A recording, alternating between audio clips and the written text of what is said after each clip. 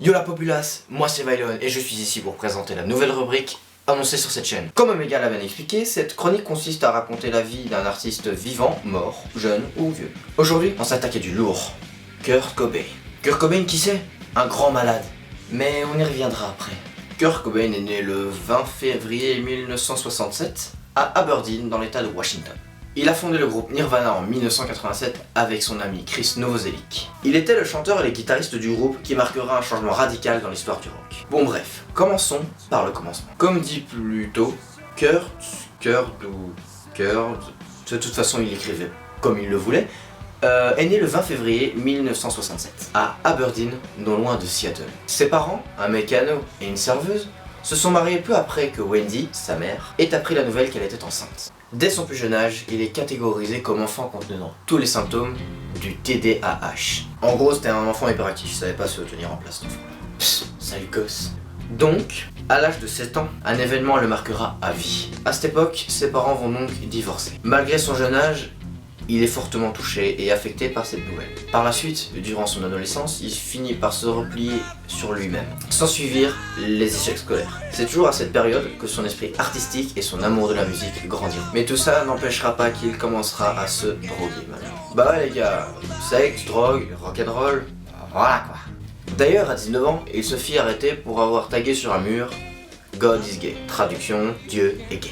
Il n'a pas fait que ça pendant son adolescence. Il passa de chez son père à chez sa mère, à chez sa tante, tout ça en seulement 2 ans. En gros, aucun membre de sa famille ne voulait de lui nulle part. Tout ça le poussa à chercher un emploi. Il a commencé comme Orelsan à travailler dans l'hôtellerie. Par la suite, il sera hébergé par des potes à gauche à droite, mais ne sachant pas payer le loyer demandé, il finit malencontreusement par aller vivre sous un pont, d'après ses dires. Ce que d'ailleurs son ami, Chris, démentira par la suite. Par la suite, il s'installe avec Matt Lukin dans une maison délabrée. Quand je dis délabrée, ça veut pas dire que la maison est abandonnée, ça veut juste dire que la maison est dans un état merdique quoi. Il payait le loyer en pliant 2-3 serviettes à gauche à droite et en nettoyant les chiottes de divers hôtels. C'est aussi à cette période qu'il aura sa première relation sérieuse avec Tracy Marander. Elle sera sa muse pour diverses chansons, mais principalement About a Girl, qui sera d'ailleurs présente dans le premier album du groupe.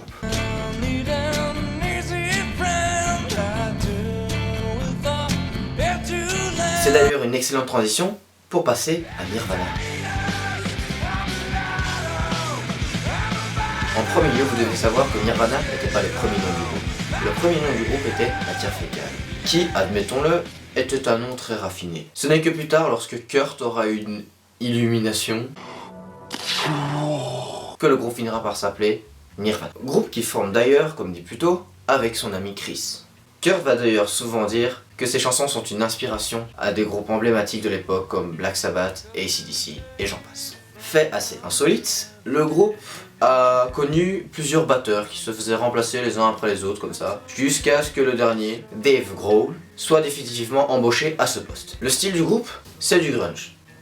Bon voilà, on va pas y passer la journée parce que pour expliquer les différents styles, il faudrait une vidéo de plus d'1 heure et j'ai pas plus d'1 heure. Tout ce que vous devez savoir, c'est que ça se situe entre le punk, le metal et le rock. Kurt et le groupe Nirvana ont d'ailleurs été un pilier dans ce style de musique. Durant sa carrière, il rencontra Courtney Love. Oui, je sais, on dirait le nom de famille d'un profil Facebook d'une pétasse d'une 9-3 qui ne s'assume pas. Mais bon, passons. Il finira donc sa courte vie avec elle et engendrera avec elle donc une descendance. Petite parenthèse, Courtney Love était aussi membre d'un groupe de rock.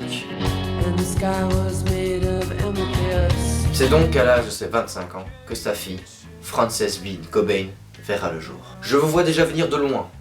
Pourquoi Bean? Bean en français ça veut dire haricot. Pourquoi haricot? Eh bien parce que Kurt il a eu un délire. C'est que à la première échographie de sa fille, il a dit bah tiens elle ressemble à un haricot. Donc il a voulu l'appeler haricot, tout simplement. Malgré le fait qu'il devenait père, il continua à chanter. Mais l'ampleur médiatique qu'il y avait autour de lui et de son groupe commença légèrement à lui casser les burnes.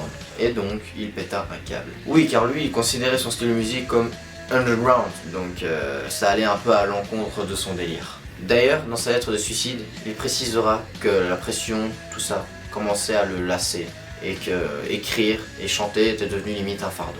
Petite anecdote très sympathique d'ailleurs, on ne le dirait pas comme ça, mais moi Et Omega, quand on a lu sa lettre de suicide, on a eu un torrent de larmes. D'ailleurs, pour ceux qui sont intéressés à lire la lettre de suicide de Kurt, ce qui est tout à fait normal, c'est normal, hein.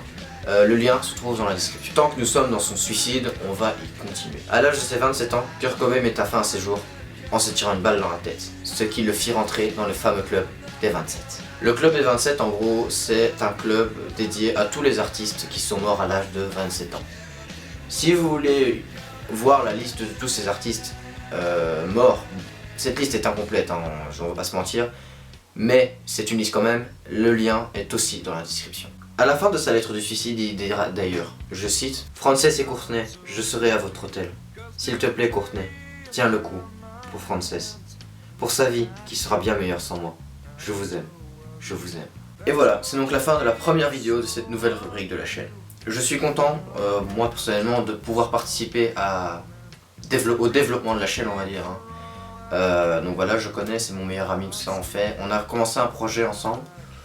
On espère que ça vous plaira et que vous continuez, que vous aurez envie que cela continue. Oui, je ne sais pas parler français, c'est pas grave. Donc en fait, on va faire un peu comme un principe d'un autre youtubeur.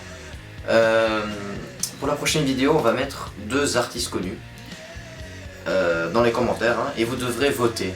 Et celui qui aura le plus grand nombre de votes sera l'artiste qu'on traitera dans la prochaine vidéo. Donc voilà, vous êtes au courant de tout, les noms seront dans la description, donc allez voir les différents liens de la vidéo aussi, donc la lettre de suicide, les différentes sources, voilà. Et donc voilà. Donc c'est tout ce que j'aurai à dire pour cette première vidéo. C'était Vylon et comme dirait Omega, terminé.